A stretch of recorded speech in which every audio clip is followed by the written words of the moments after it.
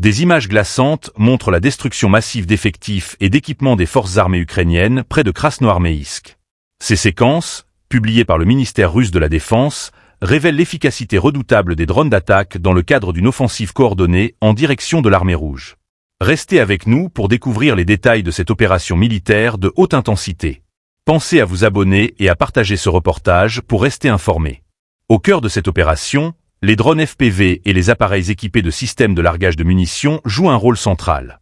Selon les informations fournies par le ministère, ces dispositifs ciblent méthodiquement les postes de commandement, les abris et les fortifications des forces ukrainiennes.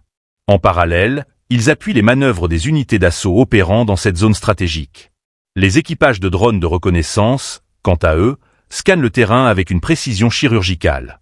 Dès qu'un objectif ennemi est localisé, ces coordonnées sont transmises aux unités d'attaque. Sur cette base, les drones déploient les munitions adéquates pour neutraliser la cible en un temps record. Une démonstration de puissance technologique qui illustre la nouvelle donne des conflits modernes. Sur le terrain, les images dévoilent des explosions ciblées et une précision effrayante. Chaque impact traduit une stratégie rigoureusement planifiée et une exécution sans faille. Les équipements militaires ukrainiens, y compris les abris renforcés, n'ont que peu de chance face à cette vague d'assaut coordonnée par des technologies autonomes. Les autorités militaires russes mettent en avant cette avancée technologique comme un élément déterminant dans leurs opérations.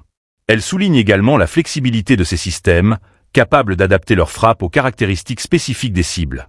Mais derrière ces images se dessinent aussi des questions plus larges. Les drones, souvent considérés comme des outils de précision, redéfinissent-ils les règles de l'engagement militaire? Et quels en sont les coûts humains et stratégiques? Dans ce contexte, la bataille autour de Krasnoarméïsk illustre une escalade où la technologie prend le pas sur l'homme, transformant chaque soldat, chaque véhicule, en une cible potentielle. Les tensions restent vives, et les répercussions de ces frappes pourraient se faire sentir bien au-delà de cette région.